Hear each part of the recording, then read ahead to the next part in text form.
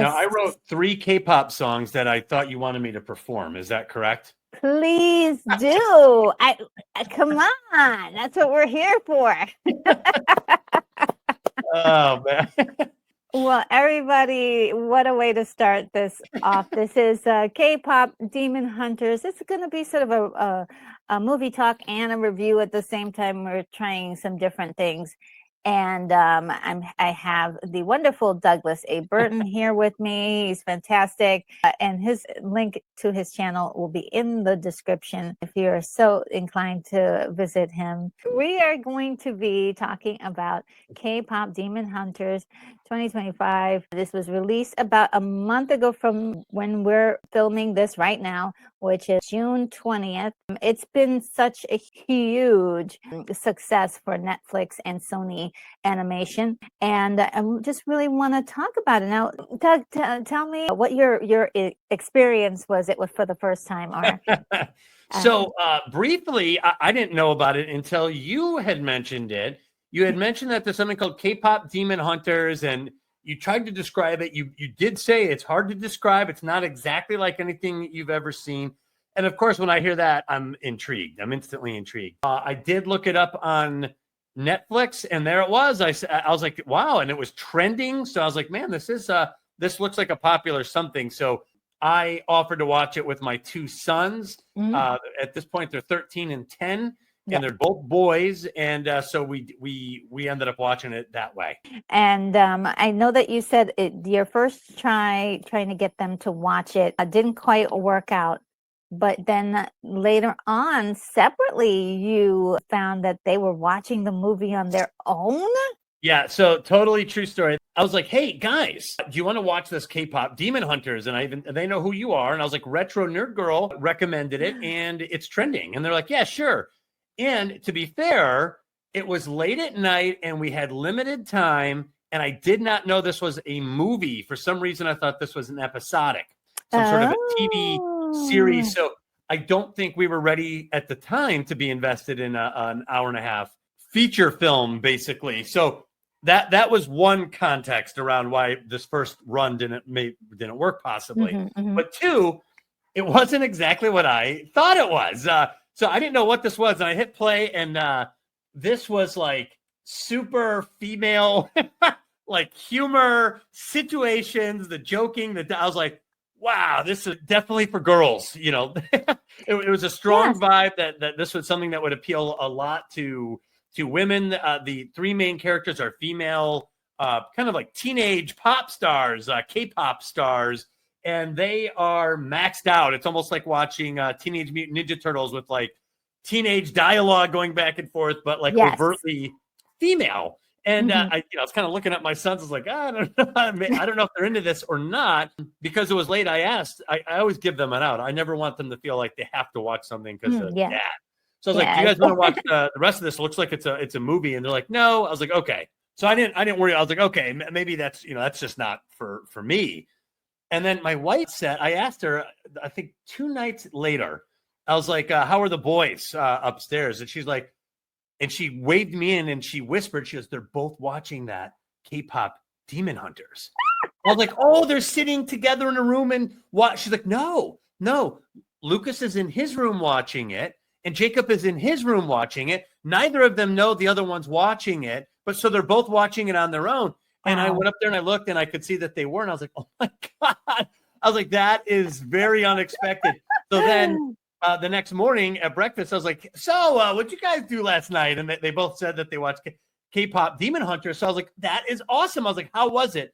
They both loved it. And then that night they asked if I would watch it with them for like a movie night. So that's when I actually got to sit there and watch it. What's that? With me?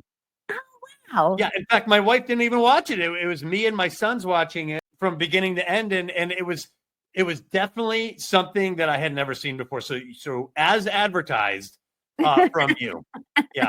So and I just want to say, like, I do not think that myself or my sons, were necessarily the primary demographic being targeted for this show, and yet there was something about it that appealed to even my sons and even myself once we started watching. Yeah. I believe that is what good writing does. and also great productions do. They get you involved or interested, even though you may not be interested in that particular thing.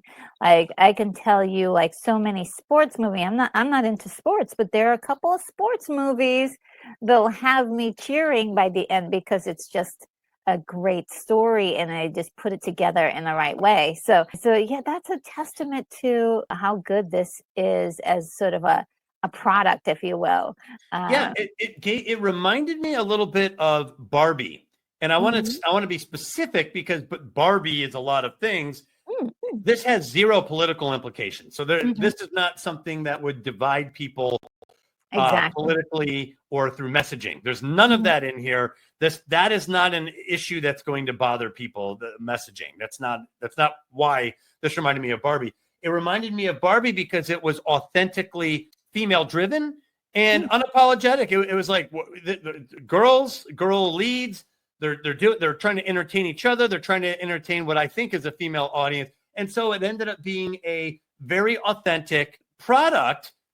They weren't trying to appeal to everybody. And so it wasn't watered down. It was just loaded up on that one thing. And because of that, I could sit down and enjoy it for what it was. Even if it's not something I might generally or naturally go seek out on my own, I could sit there and watch it. Probably just like several past girlfriends or my mom who watched Star Wars, like, you know what? I do like this. Yes. Now that I've seen it. But I never would have seen it unless, a guy that I liked asked me to watch it or so, good stories have that power to kind of transcend it, even if you're not the anointed one to watch it. It doesn't matter. The authenticity of the story and the inspiration behind it does come through when you're watching shows like this. Oh, it's so great. And for me, I was actually just so happened in the last, I would say 6 months, was really introduced to a lot of K-pop, a lot of K-dramas, a lot of C-dramas, a lot of J-dramas. And so for some reason, the algorithm thinks I'm Asian. So I've been getting all of these animes and all this really cool stuff. And I'm like, yeah, just send it my way. I love it. Tell me more. And so what I've been noticing is that, especially Netflix has a certain kind of marketing that's going on where they have, I'm going to call them agents that are basically taking chunks of their content and just making shorts with them and putting them on TikTok. And so you get these well-edited little shorts of clips of their content over and over and over. Sometimes they use different music, different ways of just giving us a little bit of story. So I saw this thing that looks romantic. I mean, YouTube knows I love romance, so it keeps on putting this thing in my face. And of course, I get a scene with Gino and Roomie, and it's like I was like, "Ooh, I want to know more." And I looked at the trailer for this, and I was very excited. I was like, "Wow, this looks fresh and exciting," just from the trailer. And it's a lost art. The trailer of a movie. I agree. And they nailed it. And so I was like, okay, I want to see this as soon as it comes out. K-pop is something that has been brewing. It's a global phenomenon that's really happening in the underbelly of society right now. It's not like, you're going to turn on CNN and they're going to be talking about K-pop, but it is something we've been aware of for at least the last 5 years, and it's just growing and growing and growing. Right. So, I would even say real quick, just to add, that's I think the level my sons got interested, because they did go through like a K-pop phase maybe 2 years ago, and they were coming in and they were like, "Dad, download this song," and I've listened to it and I was like, there isn't a lick of English in this, and it's like, Dad, don't worry about that. Like, it's the music. Can't you tell the music's cool? So I was like, yeah, I could tell the music is cool. I get it. There's a vibe, So they got into K-pop. Now they're not as into it anymore, but that doesn't mean they don't honor their love of it when it was fresh in their head. So I think the K-pop thing is its own entity. The Japanese anime is its own entity, because in the wake of American films and comic books kind of flagging and kind of falling off and not performing, Japanese anima and manga have really come in to fill a lot of this void. So you are getting a composite of different aspects being fused together for this. Yes, and then on top of that, you've got this incredible Korean flavor and element. I will call them elements that are being spread throughout this. So you're just getting so much of what is now become sort of a global phenomenon, and this particular movie has done just that as well. Yeah, and I would almost say it's like Teenage Mutant Ninja Turtles mixed with Pokemon, mixed with Gem. Remember Gem from like the 80s? Yes. Yeah, mixed with a musical, a rock pop musical. Yes, this is a full-fledged musical. This is where the slideshow comes in. Yay, there we are, the girls. The K-pop Demon Hunters 2025. They call it a musical fantasy film. It's by Sony Pictures Animation, and it has been released by Netflix, which is a genius for Sony to not even attempt to put this on the big screen. They just decided, hey, let's just use the biggest streaming platform in the world. And Netflix got this out to all the different countries, and it is definitely, I believe for a while now, been number one on Netflix. It is just incredible how many people are talking about this film, which would have been a niche film, right? As we were talking about, is for you think for a small demographic, maybe young girls, but it isn't. It actually appeals to many, many different groups of people just because of the storytelling. It's reaching a wider audience, and Netflix, being that it's Netflix, can get this project out to millions of people in the first day versus waiting for people to come to the theater to go see it, slowly building the momentum for it, which is just proving to be a great formula. And so according to Google, K-pop Demon Hunters had a budget of $70 million. So not exactly cheap. No, it's not the cheapest. Startup. No. But not a blowout budget like you're seeing in these Avengers, like a lot of these modern films and Hollywood studios either. Yes, because there was also another sort of a rival animated movie that came out, Elio. And the budget for that was really overblown. And it like was put out in 250 million or something, right? Yes. And it was put out in theaters. So this is a value of doing a smaller budget. You're going to put in all the care and all the money into really fine-tuning that movie and putting it on a platform like Netflix, which has its own built-in advertising system that doesn't cost you millions just for the advertisement. So if you're thinking about Elio, how much do they spend on marketing on top of the budget? Those are some things to really come to terms with when a great point. Yeah, when you're talking about releasing a brand new IP, which no one's ever heard before and no one has any experience with. So it has to be done with a little bit more conservativeness, or to act conservatively when you're dealing with this kind of new IP. Listen to this. It says, despite not having traditional theatrical release, it became a global hit on Netflix. The film received over 33 million views in just 2 weeks. That's pretty incredible, reaching the top 10 for 93 countries, according to the BBC. Now, that's incredible traction. For an unrecognizable brand, that is incredible. Yes. I mean, just astounding. And this is the reason why I find it to be fascinating and newsworthy to kind of cover this on my channel, because it astounds me that theatrical does not always work for every project. Especially these days, it's $100 to take your family out. Yes. To a movie. This summer I've been looted. So you're right. I just want to add, Netflix is zero risk to experiment or to take a chance on a show or a movie. Zero risk. If you don't like it, you click out of it. Yes. From the safety of your living room. Versus oh God, I guess I'm going to spend $50, $60 on tickets. And then, now you got to buy dinner, and now there's popcorn buckets and there's all these other things. So at this point, no one's going to go to a movie unless they're sure they're going to like it, Yes, So, yes. And think about the convenience. You were able to like say, hey, look, we don't need to watch this now if you don't feel like it. yeah, no And pressure.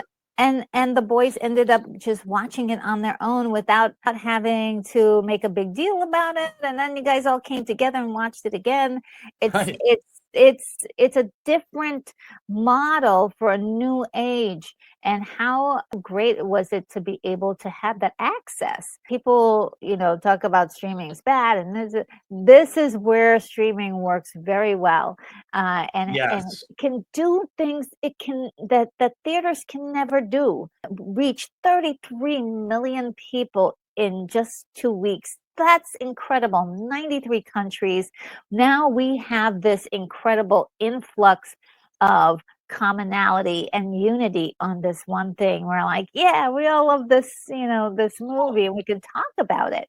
Well, and Netflix, the streaming wars, if they did something inadvertently, when the streaming wars began, Disney grabbed all of their old classics. They grabbed all their Star Wars. They grabbed all the Marvel, and Paramount grabbed all their, Star Trek. And South Park. They grabbed all their stuff. Everybody grabbed their content and hoarded it. So what's really happening at this point is all the other streaming platforms are old stuff, and now Netflix is the place you go to see the new stuff.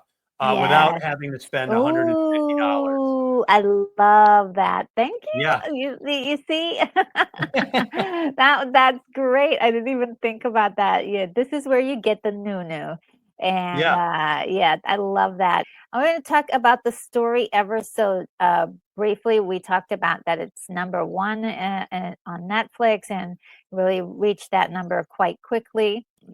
Just a brief analogy of what this is about a group of girls that are in a K-pop girl group. They have to fight demons with their voice. There's a long history of people who do that. They call themselves hunters. Every generation, there's a new group of hunters that come in and do this fighting.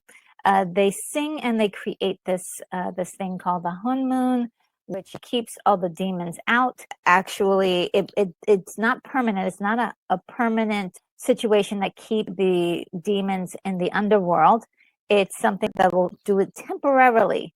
I thought that was actually good because there's always a fight against evil. It's ongoing. Sometimes you have times where things are good, and then sometimes you have to fight evil again. It's kind of like an inoculation in a way.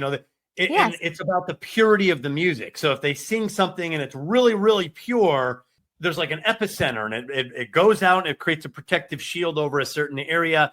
And this rich tradition that they're a part of, they're there to protect society through music. So you can imagine, young girls, young boy singing and imagining that this is now helping in some way. So it's a perfect fantasia of karaoke type of things that we'll sing in the shower, whatever. So this gives you another excuse to sing at home with a spatula in front of your mouth, Yes, and yes, hopefully you have a great set of pipes to be able to help the honeymoon.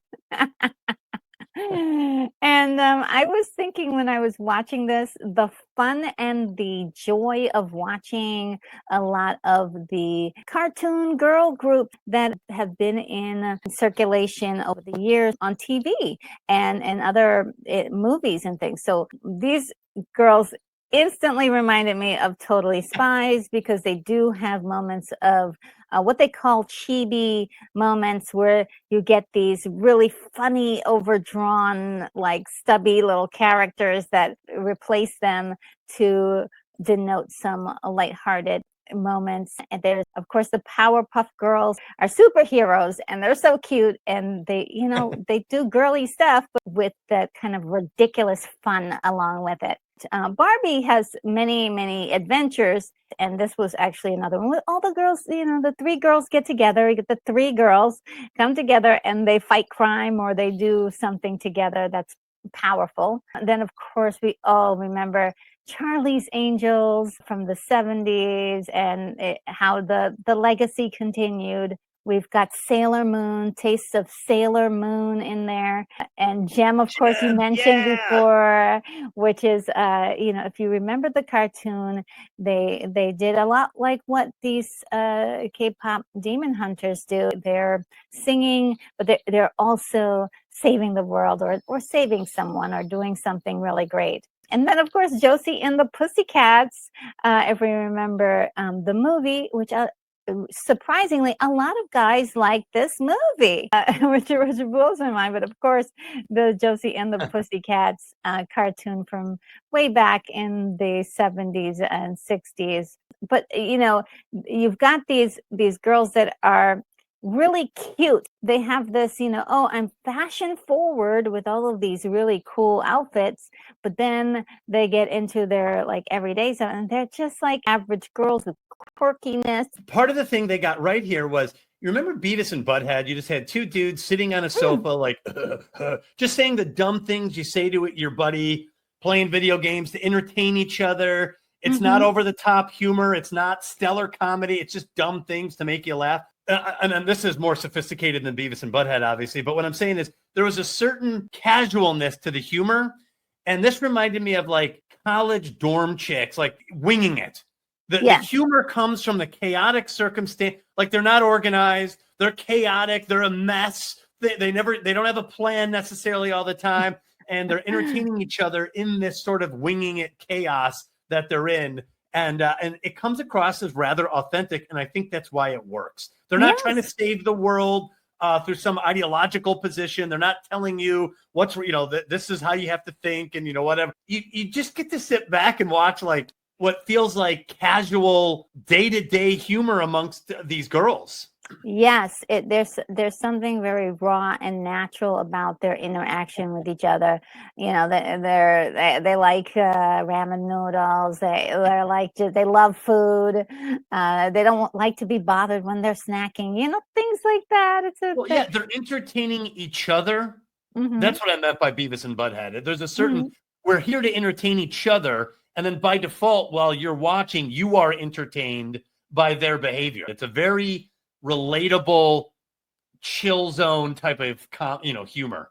Yes, love it. Immediately you warm up to these characters, and in the very first scene where they're on the plane, and all sorts of crazy things are happening on that plane, but they're so much fun to watch immediately. And the first song too was really good. They really had a way of capturing something that didn't feel like I was actually concerned about the music, to be very honest, because I was like, oh no. Yeah, for sure. The second you throw a musical number into a show, you are rolling the dice. Yes, I was really concerned, but it turned out all right. As you can see, these girls are often intercepted by demons that are they attack the girls. They tried to keep them away from a concert, and girls make sure to kick their booties. Well, and also the vampires, they're not like ugly, scary. They're kind of like cartoonish and stylish. So if kids are watching, they're going to get a kick out of it. It's not going to be something that is off-putting for kids, Yes, interesting that you call them vampires. They're demons, but they do suck your soul. So they are vampires in many ways. This is an example of what the Hun Moon keeps them underground, and so this is a great example of that. If you notice the intricate and interesting design of these demons, they look a lot like Korean masks. Yes. And so that was really cool that they were able to infuse that with the design.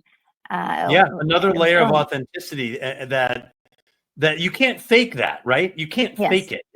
You either come up with an idea, a creative variation of something that's anchored to a cultural mask like this, or you can't do it. And so this, I thought, having that Korean flavor into this was also part of why it worked, why I was drawn into it.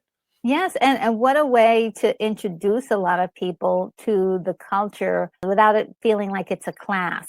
Right. And that, shame on you for not knowing this earlier, that kind of thing. It was just really look it up and you're like, oh, so that's part of a culture, and you want to know more. You're inquisitive about it, and that's the best cultural exchange, if you will, infusing them into stories like this. This is really just so well done. There's so much more, so many more little tidbits like that. This, though, is an example of the honeymoon breaking. And no one really can see this but the girls. So just a reminder, the honeymoon that she keeps talking about, Retro's talking about, is the shield. The protective shield that goes over society from the purity of their music. And they're trying to get the honeymoon to be golden so that way it can protect, at least for this generation, and keep the world at bay from the demons. The ancestors, right? These are the ancestors and the hunters of former generations, and they go back so far. And it's really cool, like one of the coolest sections, right? Because you just felt like you were receiving so much. Well, it's like a Sacred Fire montage where you're showing how this core idea. Remember, Sacred Fire is a creative power and an attractive force, which is exactly what music is. Creativity and something beautiful aesthetically. And it was fun to watch because they go like back into medieval times where they show, what would have been an all-female K-pop band, but in the 300s, right? Yes. And then as they get closer, you see like there's like a 60s group, the 50s or even 40s, 1940s.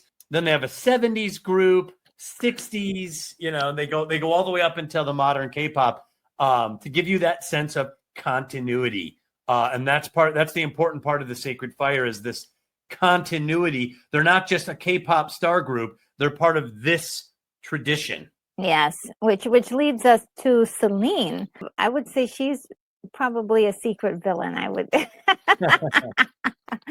She has been really the one narrating the beginning, but she also is sort of the keeper of the knowledge, and she's been passing it down to the girls to show them the right way to approach this as it's been done in former generations.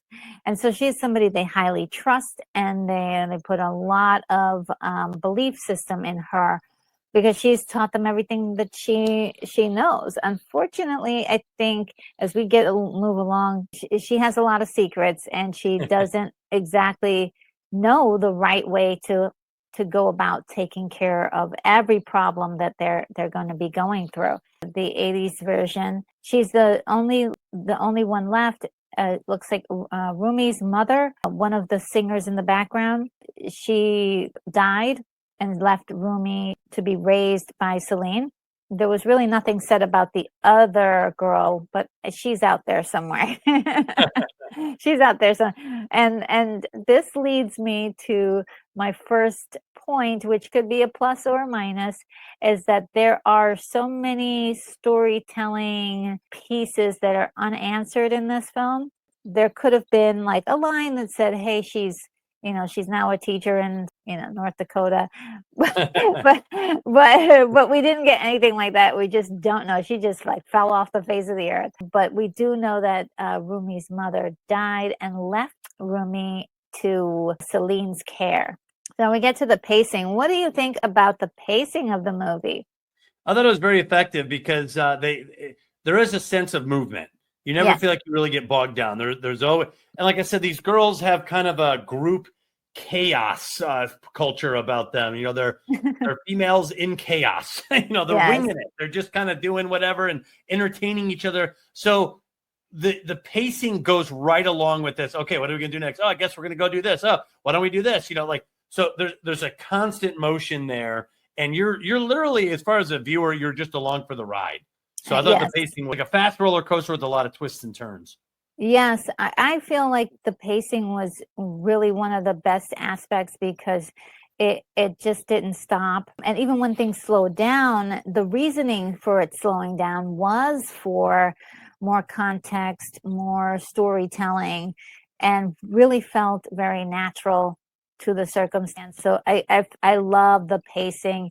Yep. Besides that, like I talked about having a little bit more story in there, and this is where I contradict myself that if there were more story, we'd lose that great pacing.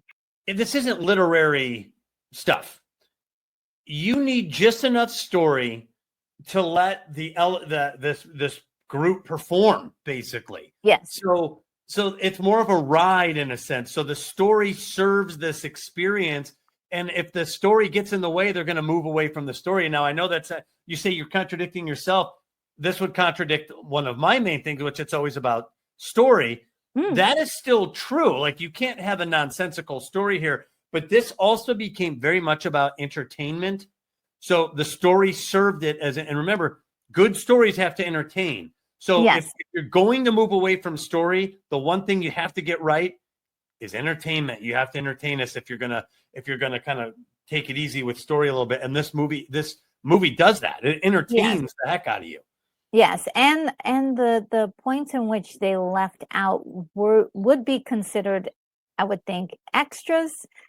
It's not essential. We got it. We got the point by the end, right? By the end, we were like, yeah, this is cool.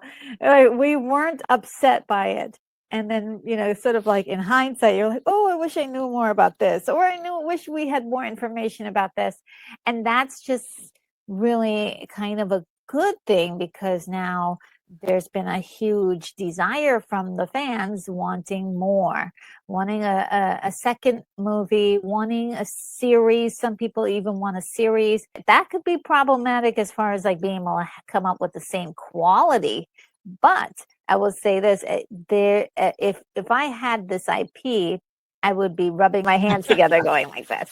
And so now we're talking about the challenge. The challenge in this story, I think the big main one is Guima, the demon king of the underworld, and how he is desperately trying to remove that Hun Moon by attacking the hunters. That's his entire goal, is trying to kill or destroy the hunters before they put up the golden Hun Moon to stop this generation of demons from being released. So here we go. Here's the answer right here. This is Gina, who suaves in. He comes into the scene very suave, singing a beautiful song, almost like a lullaby, presenting this incredible idea. He's 400 years old. He is riddled with the horrible history of the reason why he is now a demon. He had a family, and he basically abandons them in order to entertain and receive the best care. But he had to let his family go, and he didn't even bring them with him. That was enough for him to become a demon 400 years ago. And up to the present day, he's still riddled with these memories of what he did. He's still carrying around the shame and the guilt. Yeah, he wants those memories gone, and this is why he comes up with a plan to help Guima get rid of the hunters. And this is his family. And they didn't say exactly who the family was to him, if they were his sisters or his wife or his child. They did not get that specific. There's the inference that he really did a terrible wrong and is never really healed from that, and which he shouldn't, because of how bad it was. Also with him is a large cat, in which the production calls Derpy. Is he this sort cat of like was creepy, and then it got to be really like fun. Right. It was like, oh my goodness, is he going to eat her, or is she going to have to battle him, or is this cat creeped me out? It was very disturbing and unsettling. And then they played it kind of for laughs, and then you got to really get a kick out of this thing. Yeah, such an interesting creature. But he's Gino's pet. Then there's this crow that keeps following him around. This is another historical for elements of Korean culture. This is from a Korean painting that is called The Tiger and the Magpie. Interesting. Also, tigers are very popular in Korea. It had a large population of tigers at one point in time. So that is also part of the historical aspect story. Hats are like pilgrim hats. They do look like pilgrim hats, but they're actually from a character in Korean culture that is called the Grim Reaper. But the technical name, and I'm probably going to get it wrong, but it's like Jung Saja. And so we have the Saja boys, right? Okay. Wow, yes, that's pretty cool, Retro. Yes.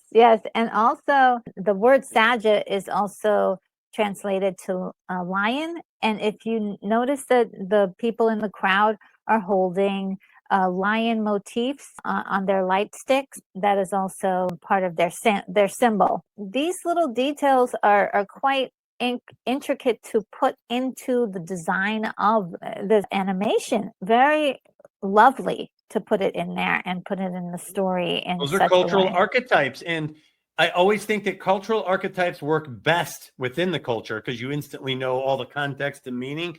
But there's a reason why those particular things persisted and worked in Korean culture. So that's why when we encounter these images, even if we're not from Korean culture, there's still something there that's holding our attention, whether we understand it or not. It hits on a primal level, right? Yes, it hits on a primal level, exactly. Like looking at these boys with these hats, we're like, oh boy, let's back all the way up. Something's up with those guys and those hats, And then the colors that they use, so intimidating. And it was so refreshing to see. It's like, what is this new interesting thing that I'm looking at? I think that's part of the fascination with the culture that we're getting. And I think that's what's making it such a global phenomenon, is that we've never seen some of these images before, and it's blowing our minds. We're like, what is this? Right. Right. Right. It's striking a chord, even if we're not from Korea. Yes. And so one other thing I loved about these bad boys of K-pop is that they really looked into K-pop itself, the phenomenon of the male boy band group and how they put these stance on, and they're playing up their sexuality to the crowd. And within the crowd, they're like older ladies, they're guys there, they're young girls there, everybody of all sorts of ranges are in that crowd looking at these guys like, wow, either you want to be them or you want to date them, or you're just like you just want to see a beautiful thing. And so there they are, the colors that they use as well to entice them. We have them at the end use those more brash colors but still enticing, and here we have these softer, more pastels to draw in the crowd. It's really great. I love it. Also, the slow motion that they're using as well to denote, like, oh, this is him flipping his hair, and the girls shots were in there, and it's so this is what I'm talking about. It's so authentically designed to appeal, I would say, mainly to women. Because they're unapologetic about their portrayals, I can even sit back and be like, okay, I get it. I get it. And kind of laugh along and get a kick out of it. Yeah, just like we can watch Phoebe Cates come out of the pool in 100%. Fast Time at Richmond High. Ridgemont High, yeah. Yeah, it is very, like, I love that scene because it's hilarious to me in a way, but also it is gorgeous, to see a beautiful person, in slow motion as they're being all effervescent and gorgeous. And so Especially that, Phoebe Cates, yeah. of course. And so I really adored that they put so much attention to that and didn't skimp on it because they were like, oh, well, that's going to be too cheesy. We're going to close off a certain amount of audience members. No, this is a boy band that is specifically looking to steal the fans away from the hunters. They want to get people to love them and put all the attention on them, and which they actually do eventually as they continue on with the story. Just their sex appeal, they're using everything at their disposal to do that. But even in the underworld, they are they are celebrated. And there goes those light sticks with the lion motifs I was talking about. Yes. And so, yeah, I love the design for these demons too. They really show you a lot of what we would get from boy bands and real K-pop groups like BTS, and we've got ATEEZ, we've got Stray Kids, all those guys. They get plastic surgery. They spend a lot of time on dancing and movements, all that stuff. That's another thing too that I really appreciate with this movie is the attention to detail to the dance moves along with the songs. Well, it's like it's a seduction. They're seducing the audience and not even necessarily in a nefarious way. I mean, because they're the bad guys they are, but there is a seduction that goes along with all art.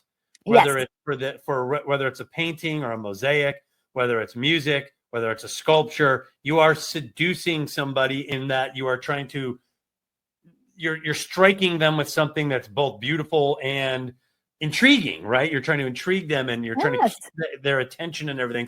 So yeah, you're right. They totally play to this both on the girl side and then on the boy side. Yes, I was just going to say that the girls are do the very same thing too. And there are even moments where they're in slow motion as well. So they're seducing, the audience as well. They did try to give us sort of an inside look of the K-pop world, like the rivalries that happens between bands and groups and that sort of stuff. It's a real thing. Like people like, oh, do we like this group but we hate this other group because some sort of silly little rivalry, but it's enough to affect sales and affect ranking. It's a big deal in the K-pop world. And so like we got more like they play up all of the posing and there's the sex appeal. We all know that the entire goal of this whole thing is to throw off the hunters. In order to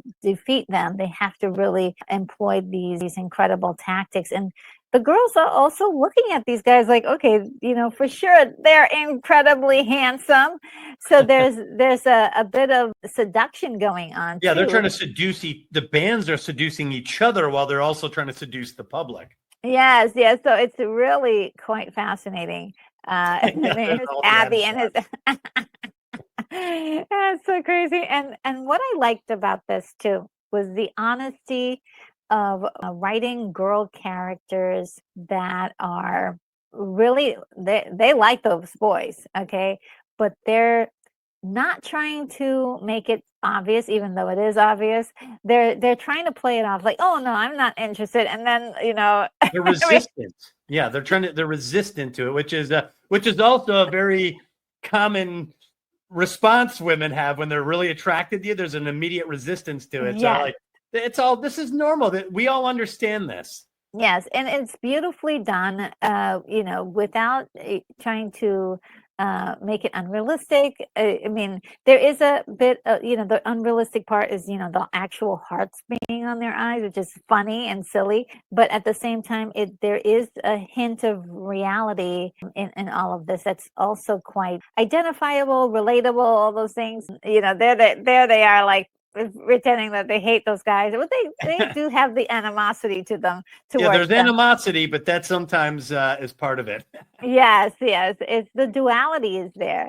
The fans are falling for these guys. They're not part of the sadness of it is that the girls will, they have to watch their fans switch over to suddenly now becoming Saja Boy fans, and there's very little they can do about it. But they've been also continuously being attacked by Grima. And the next part of this I will put is the empathy for the characters. Talking about the girls, the first one up is Zoe. She's a rapper who grew up in Burbank, and she's a songwriter.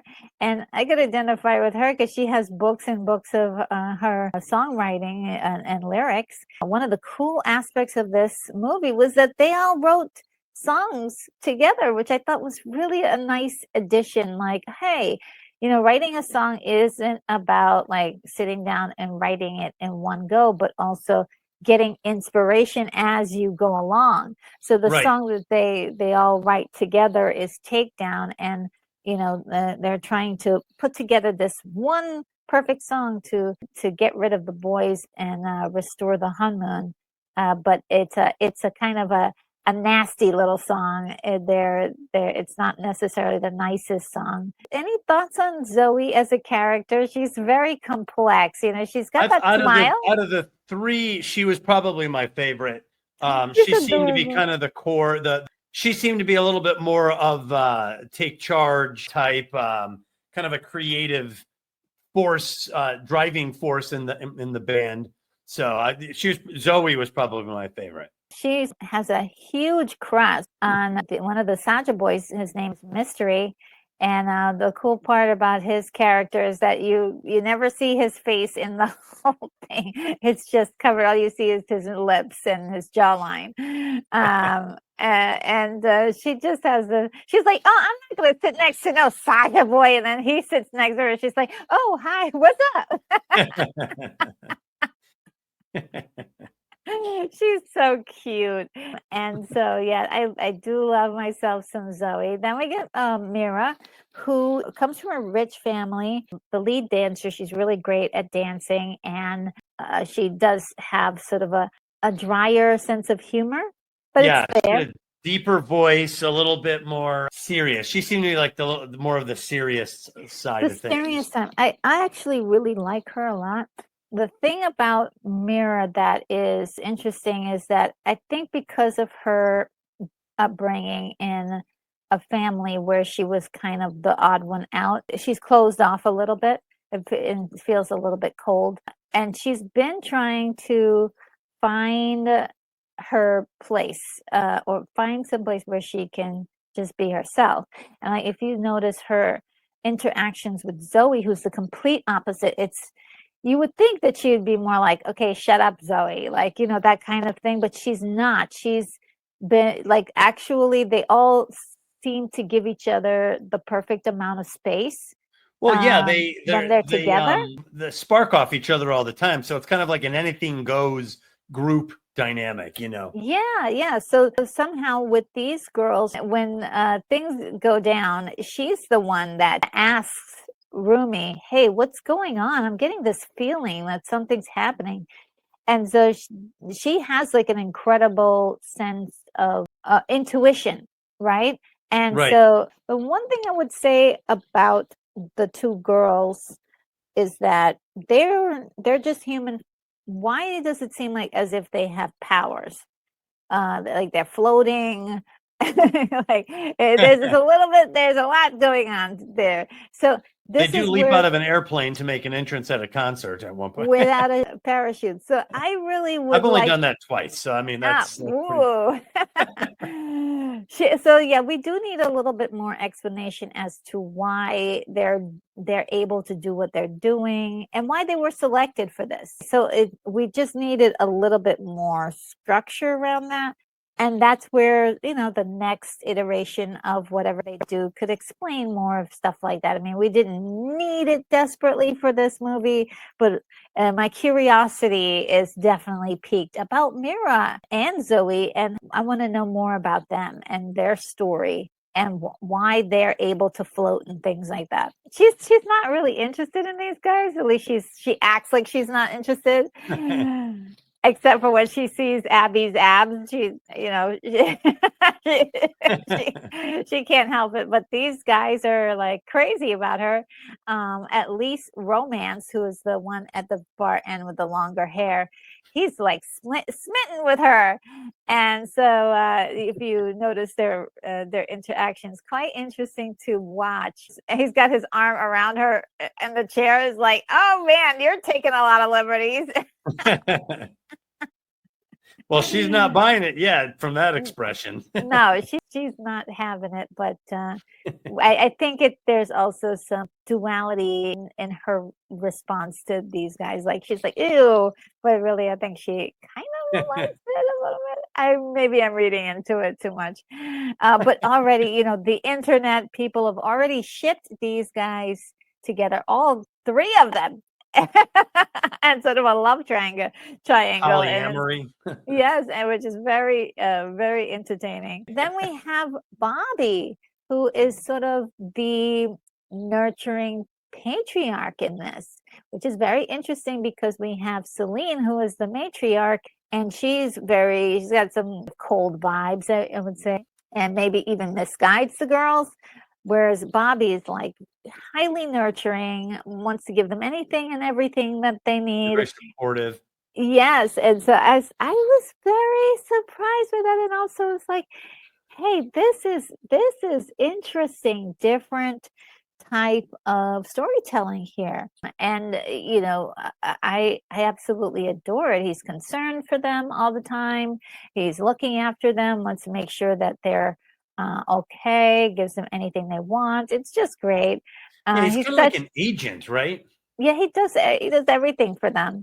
And so it's lovely to see that kind of a caring, innocent too, kind of character.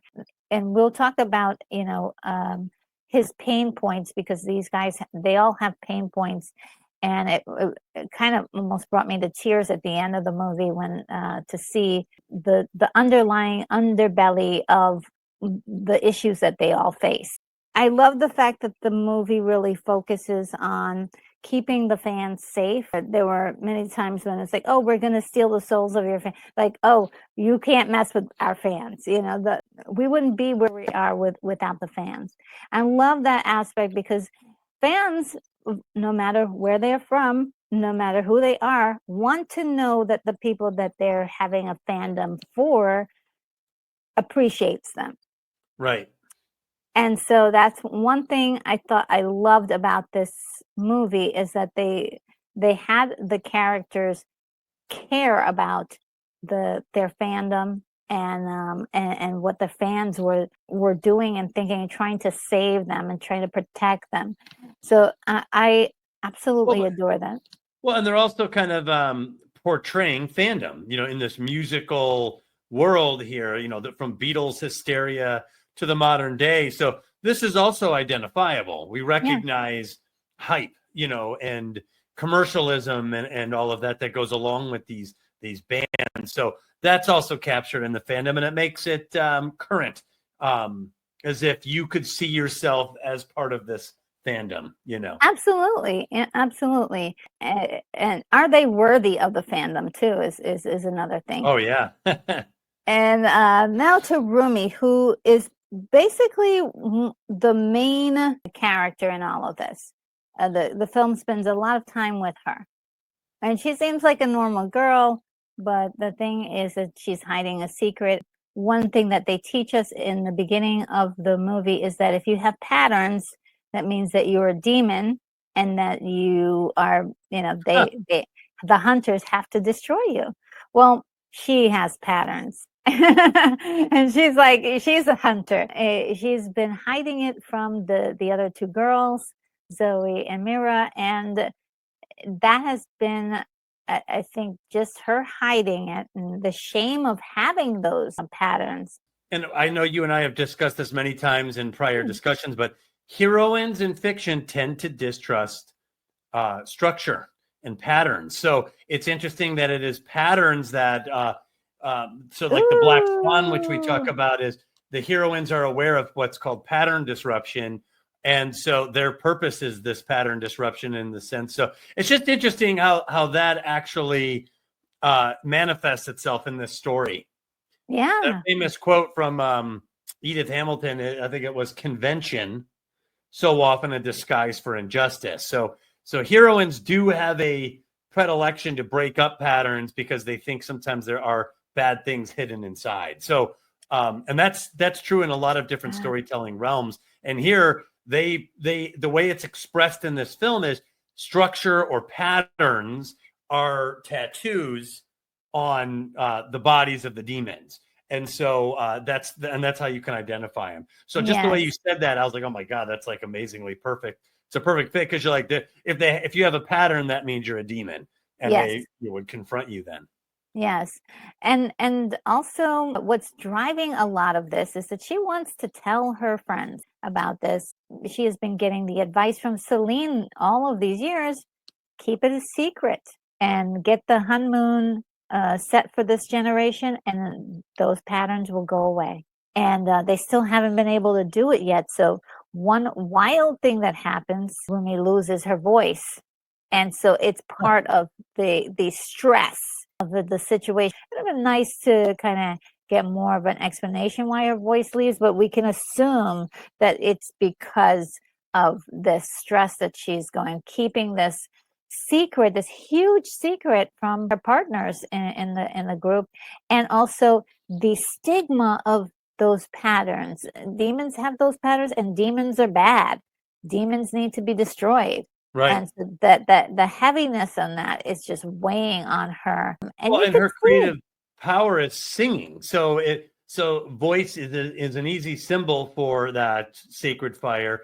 Ariel in The Little Mermaid, same thing. They took her voice, but Star Trek One, Ilea, her voice is altered, and there's that pattern on the sensor on her throat. So losing your voice is very symbolic of losing your creative power. In stories. So it's right in line. It falls right in line there. Oh, so good. I love that. So the girls are now being introduced to the Saja boys. They're still in love with them, but they're also like curious about who they are. And they don't really know that they're demons yet, but they do find out that they are. And then they have to go on this chase to get them. Like just from this still here. I mean, isn't that like incredible? I love the motion, the action, all of this. This is just excellent animation. During their fight, he discovers that she has patterns, and he's like, "Ooh, okay, this is a way for me to, this is my way to get into her head." Obviously, they put this little piece here in slow motion so you can see the wind traveling through his hair, and they have such a handsome angle on him, so that way she's like, ooh. So there is an element of attraction, at least on her part, for this guy who's like he's perfect in her eyes, he's but he's a demon, so she's got to go after him. So there's a conflict there, but now he also knows her secret. He does something really unique here where he covers up her patterns so no one can see it. Right. And so it can remain a secret between the two of them. He is somebody who is trying to get an in. Yeah, it's a long-term manipulation. Yeah, so he is manipulating her by actually keeping the secret between them so he can influence her thoughts. And I believe it's one of the most brilliant plays from the bad guys. I'm like, wow, he's a genius. Then he sends her an invitation to meet with the Derpy cat, which I thought, of course, it's so weird. But she takes a liking to this weird thing. They kind of develop a bond or a fondness for each other. And maybe it's just her being part demon that she can create this kind of bond with this particular kind of creature. There's a signing that they're doing. The boys sort of just show up, and invite themselves to the signing.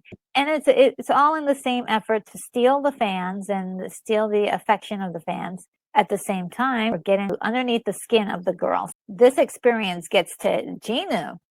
This little girl like ships the two of them together. But there's another little girl that gives him this and says, Ginu, you have a beautiful soul. And we all know that his soul belongs to, the Demon King. It is one of the moments where you see that Ginu has sort of a snap reaction and it immediately recoils. Okay, we got to go. All the boys get up and they leave immediately. And it was kind of interesting because it was then that I was trying to think, and you can probably rewatch the footage. Ginu seems to be psychically connected to the other band members of the Saja boys, and it almost looks, if you see them throw away the flowers that they receive, they look regular, but then when they're not being seen by people, they kind of slump over and they look like zombies almost. It's really weird. But it's only like a second, and I'm sure that they can explain that in other iterations. But I thought that was very interesting. It feels like Ginu is the one who's powering everybody with his magic. He has, being a 400-year-old demon, he has really great magic. And so I believe that there was something going on there. But this really affected him in a deep way. He takes a few minutes to look at this and it hits him. And so this is where I feel also too, the audience, we are thinking, oh, Ginu is going to turn any minute now. We feel like there must be something good inside of him to see this and then feel something. Well, yeah, there's a sense that he senses that there's loss, like he's lost his soul, and this reminds him of that this little girl is seeing him with a soul, and he knows he doesn't have it. So it's like an awareness of that loss. Yes.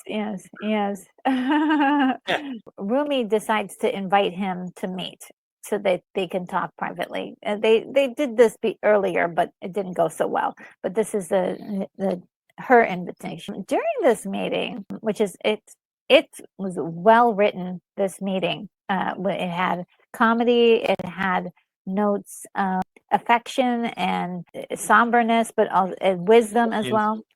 Yeah, and an older lady comes up to them and gives them a bracelet. Roomie gives the bracelet to Ginu, and he keeps that bracelet on for the rest of the movie, which is really interesting. That particular bracelet, which I don't have a picture of, is also has symbols on it from Korea. Okay. Korean motifs on it, and so it's really cool how they just incorporate so many aspects. And in this meeting, it seems they are recognizing something in each other, and this is also where you kind of get the idea that maybe Ginu is changing, like for maybe sure. Yeah, that's something. It starts to fall into that rom-com style.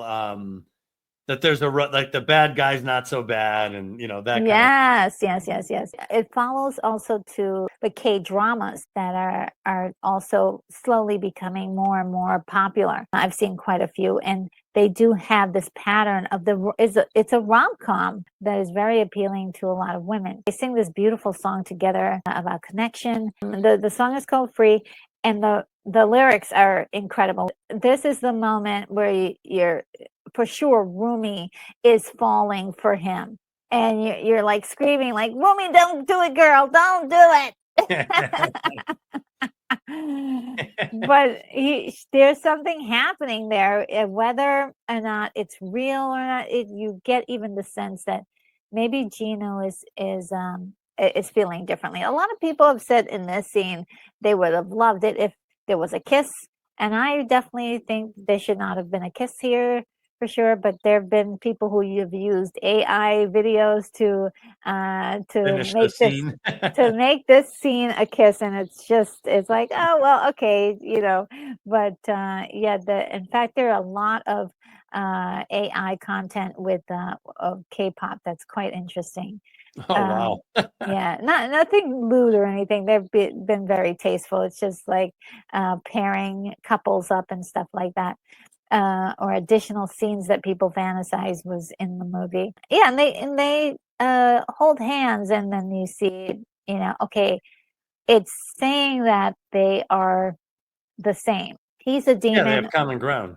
Yeah, he's a demon with human feelings, and she's a human that's half demon. It's just got this beautiful sense to it that even if Genu is faking, which I don't think he's faking, I think he's real, but he still has. It's a dead end. Yeah, I think it's just that I don't think he has the belief system in him to believe that he can change or his situation can change. He has those feelings, but he has to put them away to do a job. But we have this obvious confrontation here with Mira saying, "Hey, I feel like you're keeping something from us. Just tell me if anything's going wrong." And she like flat out lies. If you weren't in trouble before, this is really bad. For somebody to ask you specifically, you can talk to me, you can tell me this, and you won't tell them. And she makes that decision, I think, because of her conditioning from Celine, but it's put her into so much emotional struggle and is also damaging her relationship with her friends in the group. What did you think about this moment of her? Well, this happens in a lot of stories where the character balks, basically. It's one of those things in stories where, if you come clean, maybe it all is better, but then you have to deal with all the consequences right now, or maybe you punt and don't deal with any consequences, but then you kind of proving that the secret may be dangerous to the group. So yes. She's caught in a catch-22 here. Yeah. And this is I would say part of the hurt that once the information is out, it's part of the hurt is this moment here of flat out lying, but she had to, right? It didn't seem like a good idea at that particular time to come to clean. On it. Yeah. And it's hard to say whether you would or not, but she's put a lot of trust in Genu, and that's part of the problem with the theme of this, the shame, right? The shame, what it does is that you have this incredible burden to bear, and then there may be one person that you might be able to talk to. It isolates you. So now you're vulnerable. You're vulnerable to abuses by anyone who finds out. And this is like one of the tactics of manipulation is find out what the pain point is, right? Or find out what that secret is, and then use it against the person to keep them trapped into doing whatever it is that you want them to do.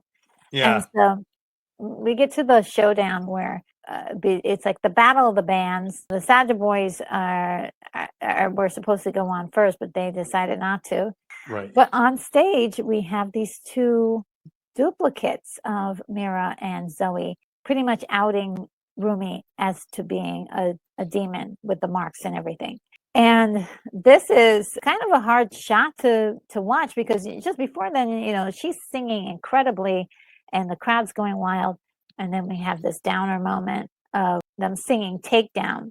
And this was the song that they were going to take down the Saja boys with. But this is the song that ends up taking Roomie down, which I thought was a beautiful, just beautifully done. And the turning point for her. Now, again, to speak of Genu's power, these were Genu's creations to be able to create these lookalikes. I mean, he's got incredible power when you think of it. So I'm like, wow, I'm wondering what else his powers could do and were doing during this movie. She finally gets to confront the real Zoe and Mira. And It was so heartbreaking. What did you think Yeah. of this scene? Well, it's a classic storytelling moment. You know, you've got the disguised person that you're reacting to, and then you meet the real person, and there's this complete mismatch of Yeah. information that they're operating on. So it's a perfect scene for both sides to completely misunderstand each other, and that's what you get here. And of course, it starts to blow apart here. So you're starting to get real consequences that aren't so easy to remedy. And this is the first time we see Zoe pissed. I mean, Yeah. before it was like, she was raging. It was hilarious raging, but she raises a good point. If we can't tell you your lies when we know that you're telling the truth. Right. And that's the thing about truth is once you lie once, you've already demonstrated that that there's a trust issue. You're breaking trust. Yeah. I referred to it earlier as a punt. And that's how the character feels, right? The character's like, maybe I'll lie now and I'll buy time and I'll explain later. But what really happened was that you broke trust. And heroines hate this more than anything in stories, the broken trust. So when someone breaks their trust, they have very powerful reactions to this. And of course, it's not gender exclusive. But in studying hero-centric stories, there seems to be a very pronounced reaction to someone who violates a heroine's trust. So, because they're giving you that trust. And we said this was kind of I think I described it earlier as an anything goes type of, group dynamic, right? And so now someone's got another agenda. There's another agenda, and it breaks that up. So there's this strong reaction against this violated trust, and that's hard to solve. Once you've crossed that line, it's not so easy to repair that. Oh, it isn't. It isn't. And it's very popular in a lot of rom-coms to do this thing where there's sort of a deception, and then somewhere close to the end of the movie, get this discovery of the deception, and then no one will talk to the protagonist for 5. In the Heroine's Labyrinth, it's called the cult of deception, which is there is an alternate agenda at work. It's unclear where or who or why. And so the heroine believes one thing when there's this other agenda at work. And that's exactly what this is. Yes. So there's that, you could say that the demon agenda, the patterned agenda is at work. And now you're seeing the cult of deception break apart. Oh, yes. And here we get that. I knew it. I knew it was too good to be true. And Mira delivers that, and I was like, yeah, because she was specifically gaslit into believing that her intuition was not real. I think a lot of us have seen that or experienced that in our lives where someone has lied to our face about something, and you couldn't prove that it was true until it was already too late, and by then the hindsight, well, that's a misdirection, and there's nothing worse than that, because it's one thing to be like, oh, no, I don't know what you're talking about. But it's another to be like, no, you're wrong. Yes. Because it must be something else and misdirecting you, because the human brain starts to rewire reality around the deception. Yes. So for that to not to be true, then this must be true, which means that, and then you're not really dealing in. So to find out that somebody intentionally misdirected you to lead you down to believe all these other things, that's hard to forgive, because it was intentional. Yeah, it's so heartbreaking. It was like, oh no. But that what could they do at this point? And they did reject her, and it wasn't. I don't think the rejection was because of her being a demon, was because of the lies and and the gaslighting, that was done. And so that's absolutely true. It's actually if I learned a life lesson from hero-centric stories, better to be honest and take that hit than to lie about it, because at least in the world, in the fiction, heroines always treat the lie as the worst crime. So Yes.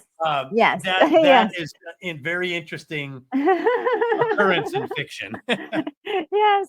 And and so there is a separation of the girls, and that leads down a darker path for everybody. But also there's this, a part of what I was talking about with the shame, the isolation, and how it leaves you open to abuse. Mm-hmm. She's like, they're like, oh, you were working with Genu, and she's like, yeah, she doesn't see that this could be a problem, and that leads to her confrontation with Genu, where he admits that, he kind of fibbed on the story that he told her a little bit. He told her a story of him kind of accidentally falling into the wrong side, and it not actually the fact that he left his family on purpose, knowing that they would suffer. And that's part of the main reason why he's a demon at this point. It was really eye-opening to see kind of her entire world. This guy, she was putting all of her eggs in this basket. He just like stomped on that basket. Well, that's right. Okay, so this is the broken truce where the heroine finds herself at odds with her native culture, where she was in harmony with it, had the secret.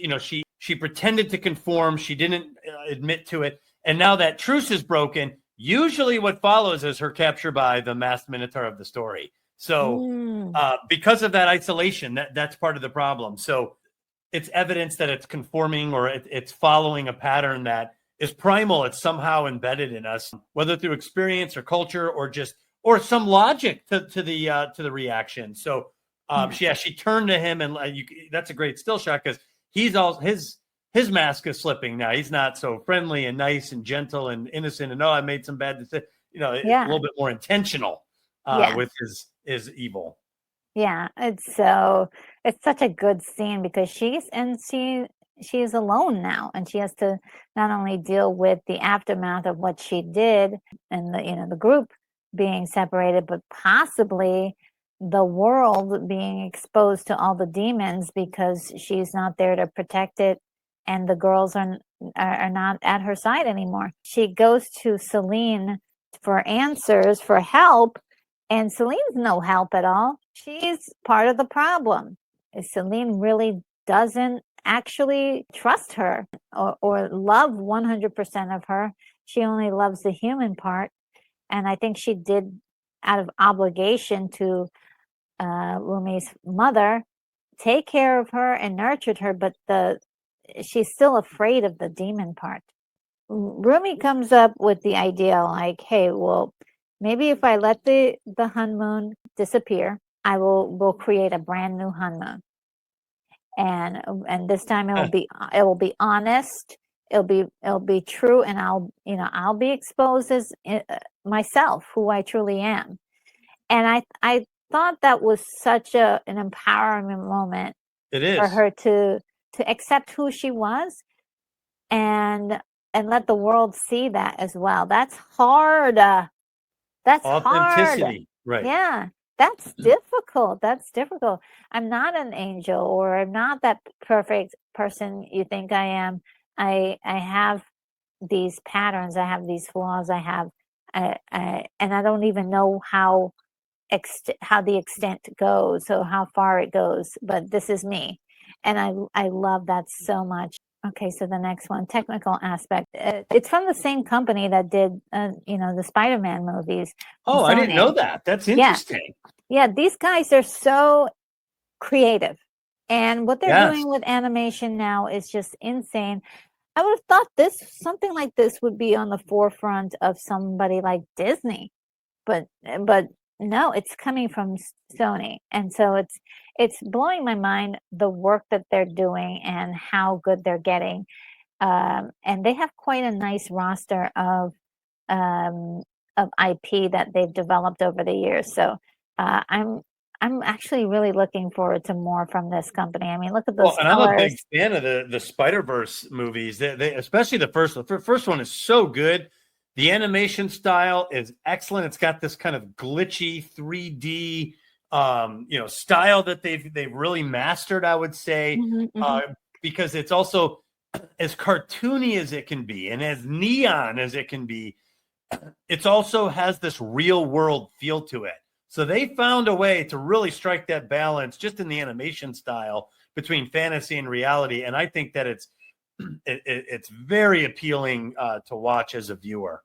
Yes, it's so good, and they continue on with this, and then they add this incredible, funny, charming aspect to it, where it's surreal, kind of chibi art, if you will, that is included in this. It's just so delightful to watch this. I couldn't help smile throughout They the literally do entire the thing. Pokemon faces and stuff, like the Japanese anime, like where they move away from the animation style right into exactly, right into more of the like Japanese animation. I pulled this out to show the act of sort of hiding one's authenticity, and is also something that we just talked about, authenticity. Yes. Bobby walks in the room, even though no one's attracted to Bobby, nobody's going to date Bobby. They, turn around really quickly and put on the makeup. They don't want to be seen without makeup. And it's like those little unconscious things we do sometimes to protect ourselves from people, really seeing us, in our natural state sometimes. So Well, it is a very...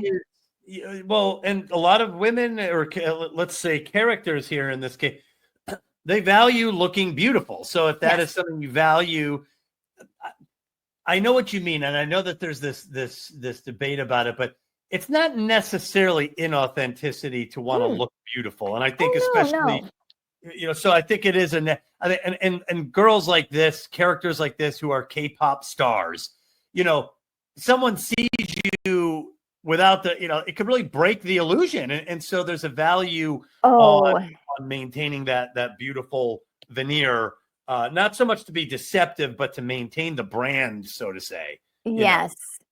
And for K-pop artists, it is. I mean, I just watched a short on like some people ragging on some of the K-pop girls that showed up to events or was going through the airport without makeup on. Like that, they can't help that they want to take a break from the makeup. It's just so interesting that Bobby comes in the room and they're just like, oh, it's funny, it's hilarious. That's what I mean about winging it, that chaotic winging it girl thing that they get very consistently through this, and I think it does come across as authentic, and I think that that's part of its charm. Yes, I love it. And then we have scenes where they're just hilarious moments where they're not going according to their regular animation. They just go off gear and do something strange and unusual, and it's charming. It's charming. Agreed. And this is one that I really love too, is the bowing joke that they have, because in Korea and in many other cultures, of course, bowing is something that you do to show respect. The lower you bow. Yes. And first, in some cultures, it's also about, you bow to your elders. So even if a person's older than you, give them, you have to give them extra respect. Again, this is authentic, and it's not an American thing. We don't do the bowing thing like this. So, but I don't care. I don't need to be Korean to appreciate this. And what's even funnier is if you come from Korean culture, this might be a simple laugh, because you get it right away. But as an American, like once you like, oh, I get this joke. Yeah. I understand it. So there's almost a sense of like excitement that you understand something that may not be culturally matched in your culture. So again, authenticity. I think that is the currency for great entertainment and great storytelling. I think it always has been, but I think it's becoming very pronounced now that there's so many fakers out there. Something like this, I'm not the target demographic. I'm not Korean. There's so many things that I don't match up to. none of it matters. I could still appreciate it. I died laughing when I saw this. It's like, how low are they going to go? And I couldn't even take the picture of how low they actually How low went. they got it. They got like it's exaggerated. Yes, it was beautiful. Now I want to talk a little bit about the songs that were in this movie that were just outstanding. The ladies who are singing here are from the group Twice. They sing marvelously. People all over the internet are praising their skills. Even the boy band group, the Saja Boys, the singing for their voices also praised to no end from expert vocalists and expert musicians. Just absolutely astounding. The many videos that you could go through with people just admiring their voices. Well, And when the we technique. watched that first time we tried to watch it, and it wasn't the one thing. I in fact at that time I was like, oh, I guess I'm gonna have to tell Retro it just wasn't a matchup. You know, I thought that was Yeah. gonna be, but I did notice I was whistling that first song, and my kids knew what song I was whistling, so that song was catching up to stick in all of our heads. Yes, done, done, done. And the last time like music really kind of latched on to the public like this that I remember was Frozen, where I mean, everybody kept singing that, that one song, Let It Go, all over the place. And so it's sort of nice to see how many people have taken to many of the songs that are on the playlist. Here it is here. I took a snapshot of just from Spotify, and this has been the list ever since this movie came out. It's just been the top 10 has been just covered with their songs from Spotify. The first song that they do, how it's done, it's got a lot of attitude, but it's not annoying and very hype, and it's telling the story of how they fight demons, and it's super catchy. Yeah, so it has to do multiple things. So you have to give the song even extra credit because it's an opening number, in essence. So not only does it have to work as a K-pop song, it has to work as that standalone music. It also has to serve as exposition for the story, which it does. So this is not an easy song to pull off, where you're going to do the exposition and have it work at the level of a K-pop song. And of course, a lot of these songs have to do that, but that's part of what a musical has to do. And I think that they did that, especially if you're saying that those are the numbers that people listening and downloading that music. I mean, the numbers don't lie. Yeah, it's incredible. And so many people doing covers, so many people dancing, doing the dance numbers from the Really? movie. It's so crazy, and I'm loving it. I love this when society kind of grabs onto something and it becomes a phenomenon. This is it. And so well, and we went through a decade where corporations, companies, public relations people were chastising the public for hating female characters. So it's weird that there was no hype around this, no real promotion, no marketing scheme, no preemptive attack on people to say, if you don't like these characters, and guess what? None of that helped or hurt it. We decided we liked it. The public decided they liked this anyway. So it just goes to show it has to do with the story, has to do with the characters, and I'm going to keep saying it, the authenticity of the sincerity of the storytelling that they went with. Who would have ever thought that a girl band K-pop Demon Hunters was going to be a secret sauce that would work? Yes. It was. We have the song Golden, which is like a beautiful, all these really super high notes. I mean, about the honeymoon and how they need to make it golden. Even though that's not what happens, but it still is just one of those songs that every time you hear that song, you can't help but feel good. There's an uplifting feeling about it. This one is Takedown. When you're feeling extra aggressive, well, you can put this on, and they describe how they're going to take down the Saja Boys. The lyrics is really interesting. How they play it out throughout the movie is, if you're going to tell me a narrative about a song, show me how it's written, beautifully told, And then we have Free, which is, I think, is probably one of my favorite songs in this. And they hit those high notes on this one. I mean, and the act of doing a duet. Like, when was the last time you heard a great duet? It's really not the common thing. And so I loved this one, and just how these two characters are relating to each other is translated beautifully in this story. Soda Pop. This is a super catchy song, Yeah, this right? is like ultra K-pop on steroids. Yes, but a lot of people think that this is a brainless song. And actually, No, it's actually designed to be like a spoof of itself in a way, and yet still be interesting. It is. And also, we're talking about a liquid drink that you ingest. And a lot of it is like their line, like, feed me. They're sucking the souls out of people. And so this is a sort of, they're announcing to everyone, we're here to suck your souls, basically. It's Soda Pop. You're my little Soda Pop. I'm going to ingest you. And it's so great. I love it. And they're doing it with all of this sex appeal and these really awesome dance moves, which is now, again, the challenge now on TikTok and YouTube Shorts is dancing to these songs. So I love it. God, so that's much. like the Little Red Riding Hood motif you just said. They're there to consume you. They're the big bad wolf. Yeah. And there they are. They're sucking the life of the lives of the fans to give to their demon king. So that is really Idol is the coup de grace. It is sort of the finishing song for the Saja Boys, and it's fantastic. Fully describing in the best way your most toxic boyfriend you've ever had. Or girlfriend. This person was like, I want you to think about me all day long so I can take advantage of you. I'll save you. I actually love your sins. Like, who says that to you? My God.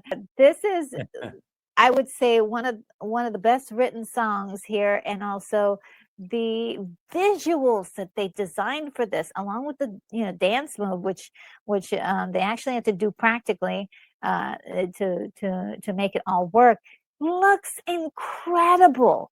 The visual design. Of course, we talked about the costumes before, and that there's secret meanings behind that, and the color palette, just incredible. Look, Genu putting his hand on his face, but like he's got a peekaboo. It's like, come on, he's a bad boy. Don't trust that guy. And just the animation along with the singing, just it really packs a wonderful punch there. And so just love all that. This is great stuff. And then we have This Is What It Sounds Like, the last song, which was excellent. I was like, this is probably going to sound terrible. The songs were great, and this was the icing on the cake. And exactly the right song about unity, these girls coming together to restore their friendship and their love for each other, restore the Hanmoon in a brand new way. Right. Because it's no longer golden, it's light blue, and it's really great. And so we have some performances. I'm not sure entirely who everyone is here, and my pronunciation of the names are really will break the internet. But these are the guys who are responsible for a lot of the. Well, Daniel Day Kim, I recognize from Lost. I think he was on Yes. Lost. Yes. And obviously Ken Jeong, he's probably the best known, I think, in the United States anyway, right? Yes, and he plays Bobby. He does the voice for Bobby. Great acting.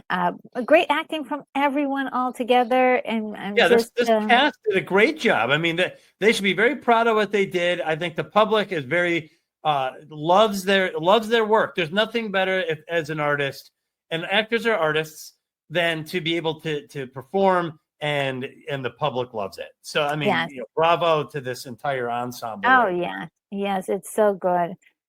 And just quickly for the enjoyment here, the ending is really wonderful because it pulls out and extrapolates everybody's pain points at the end, because the Demon King wants everybody to congregate into one place so that way the boys can take their souls and give it to him. A mass soul sucking. Yes. And so Zoe's pain point is you're too much and you're not enough. Ooh, it gets you. This is how she feels. Wow, that's hard. Yeah, I mean, that's a 1-2 punch double criticism. You're too much, you're over the top, you're beyond what people can tolerate, and then you're completely inadequate. Yeah. I mean, that is a pretty tough one. So hard. And then Mira has, you thought you found a family, someplace where she belonged. And her own family, she's like, an outsider. So this is, it just gets you right in the gut. You're like, man, I understand how she feels. Like, Oh, yeah. And then with Bobby, he wanted to keep the family together. He was the facilitator, right? Yeah, the patriarch. And I just think, I was like, oh, Bobby, I'm so sorry. And, he's got tears in his eyes. It is the first time we see him so sad. And he's been doing everything he can, and with such a positive attitude all through this entire movie. This is the one moment where he succumbs to temptation that is being kind of presented to everyone, as the Demon King has access to talk to everybody since the honeymoon has been destroyed. Very, very great writing here. Just love it. Well, just at the moment we think it's the end, the Saja voice has just told everybody, we have your souls. We have Roomie walk in the room and kind of disrupts all of this and fights against the Demon King directly. And it's one of the most beautiful points, because they start off with the song, and this is what it sounds like, but then it breaks for the story to continue. In the middle of fighting, we have this really interesting moment where Gino steps in front of the blast that's supposed to get her, and sacrifices himself for her, which is one of the moments in the movie everybody pretty much is in, like, broken up about it. Some people also mentioned that there should have been a kiss here too, and I'm like, no, the guy gave her his soul. What else do you want? What more do you want? That's even better. Well, sometimes there is the fact that everyone's like, they should have kissed. The artists who put this together denied that, so it leaves it unresolved. And I think sometimes there's a power to that unresolved connection. Yes. I mean, it could have been problematic. We're talking about a 400-year-old dude with, like, somebody who might be, we're not sure if she's over 18. But, like, we got an age difference, that's for sure. 400.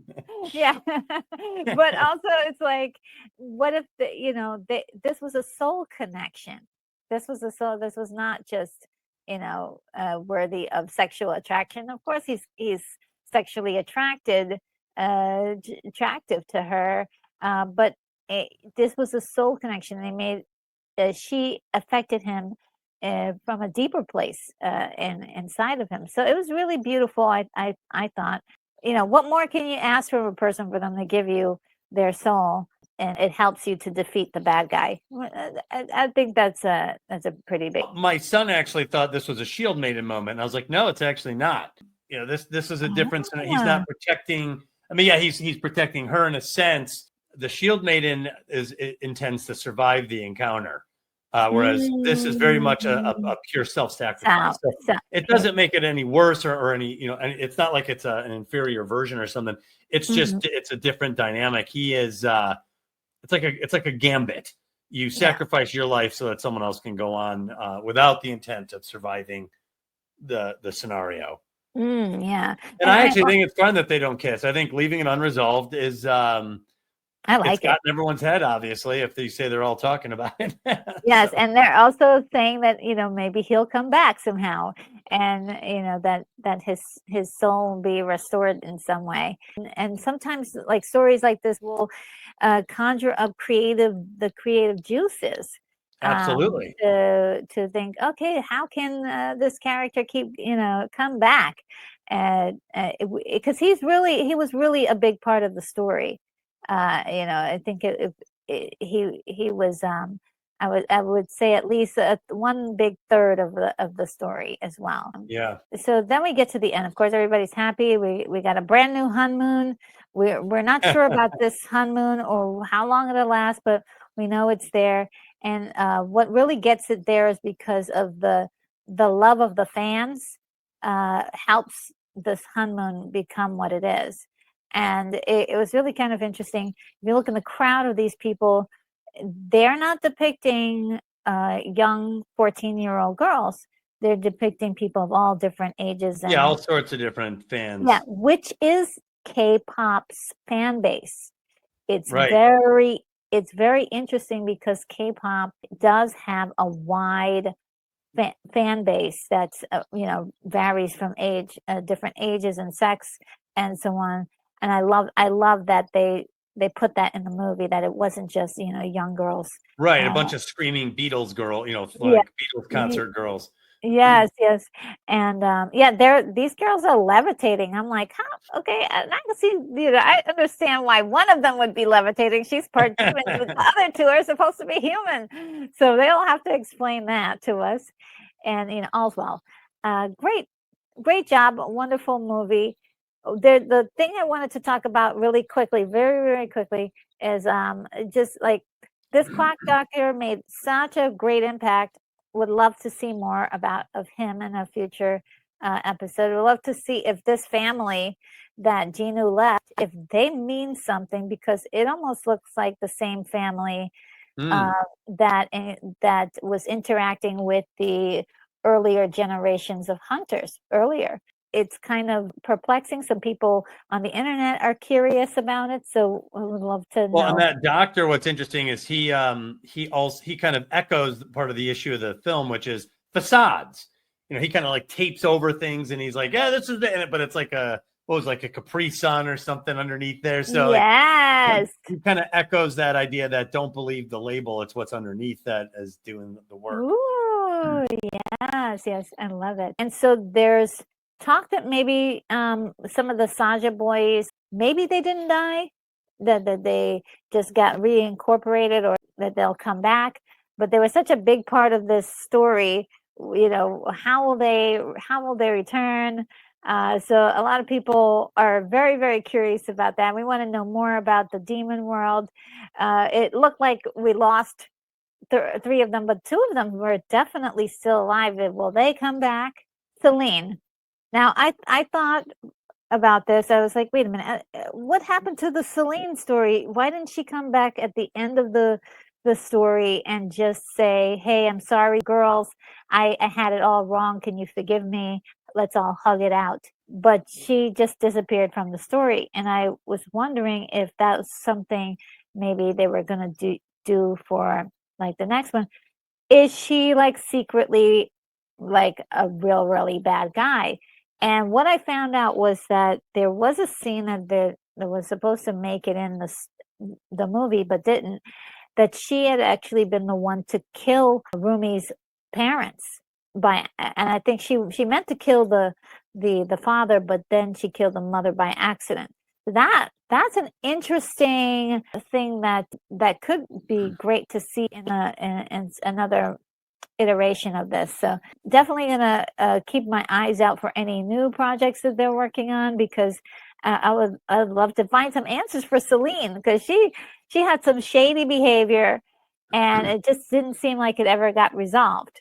Well, they definitely will have a chance to follow up on any unresolved plot lines. That's why, when you're a writer, you want a tight story, but you want to get the story out. Yes. And anything that is if you have good people helping you with the writing, they can maybe tell you, don't worry about this, worry about this. But, sometimes having unresolved plot lines works, because now you get a chance to answer those in the follow-up story. Yes, and no sense in putting in like closure to this if there's more to explore. If you don't need it, if it slows down the story, then you don't need it. Yeah. Then I think you're fine skipping it and getting to it later. Yes. So there may be more meat in those bones for this storyline, but it was really great. The happy ending. What was also interesting is that the derpy cat and the bird made it, and is staying very close to Roomie. So the concept is that maybe they're staying close because Jinu's soul is attached to her now. So that was one of the theories that are out there. And just really quickly wanted to run through there's so many products and things that are on sale for this that are just like what happens when something is huge. It's only been a month and we've already got all these products and things that people are grabbing and creating. And I'm sure there should be more on the horizon because this stuff has just taken pop culture by storm. And hopefully there'll be a lot more. We're at the end here. This is my rating. I give it a 9, a solid 9, with room for more storytelling to be told. And if you could give it a rating from 1 to 10, what would you give it? Honestly, I'd probably give it an 8. But again, this isn't something I would normally seek out. So, like for me, that's a good. It's not something I would normally have watched. So this is something that I ended up watching, and I saw some excellence in it, and I got into it. Like I said, my boys watched it. We watched it together, so they've seen it twice now. So for me, it was an 8, which is a very high score for something that's completely out of my normal genres because of the excellence in the craftsmanship and the performances. And I have to give it credit for being original. This is not a part 2. This is not a sequel or a spinoff. This is new. And I have been getting so tired of recycling stuff that we really started in the 70s. As much as I'm partial to that stuff, as much as I love those things that, Superman and Star Wars and Star Trek and Spider-Man, I am desperately interested in something new. I want new generations to come up and step up, and I want them to try their hand at something new. And that's what these people did. And they did. Yes. I think they scored a touchdown on it. So I'm very proud of them. And also I shared something with you as we didn't know until a couple days ago, but I was very curious to see whether or not this made any impact on the Nielsen ratings. Oh, yes. That's always some measure of it. This is the Nielsen ratings. So this movie was released without any fanfare. I didn't know anything about it. I didn't know anyone who knew anything about it. No marketing to my knowledge. Came out on June 20th. And like you said on Netflix, suddenly it's just available. If you look down there at number 8, K-pop Demon Hunters debuted on the Nielsen ratings chart for films at number 8. And I think that is quite an accomplishment, considering I would have guessed this to be a very niche movie, and yet it had universal appeal, which is surprising. But now that I've seen it, I understand why. And I mean, it's competing with Snow White on there, The Accountant, Minecraft. Like these are big brand, big tent poles. Yes. And there you have K-pop Demon Hunters. And it was only out for 2 days at this Nielsen thing. So it came out on the 20th, and this chart ended on the 22nd. So it only had 2 days to compete, and boom, it made the chart. So the real test, I'll be curious to see where this will end up next week. Did it fall off the chart? Did it have just a little bit? Or is it going to rise in the chart and maybe hit some of the other bigger charts like the overall or original? I'll be very curious to see what this ends up doing. Me too. I love this. This is exciting. This is so exciting. And just like you said, it being a brand new IP, something that has not been through the ringer of losing any lore, but at this point at a plus, gaining lore. If people are trying to come up with theories to fill in the blanks, it's really great. As a fan, you can really enjoy this without too much bother. And so I'm having a good time with it, and watching it as often as possible. for that, that little high that you get after watching something good. Yeah. And so thank you so much, Doug, for Yeah. joining me for this discussion / review of the movie. And Well, and thanks for inviting me. Like I said, this was off the beaten path for me, and I'm glad that I've seen it, and I'm glad that I got to be a part of the discussion, and hopefully people watch this and like what they heard, and they go check it out themselves. yes, yes, I hope so too. I really do, because I'm just been telling everybody I know about this, because it's really a lot of fun. And also, I wanted to let everybody know that Doug's information is in the description of this video. So if you want to check out his channel, you can go on ahead and get more fun videos from him. And also, YouTube is going to suggest a video after this, if you could possibly check that out. If you haven't subscribed, subscribe, and hit a like button if you like this video. If you made it this far, please do show me that you did by hitting the like button. Thank you so much. We'll see you next time. Take care, everybody. See you, everyone.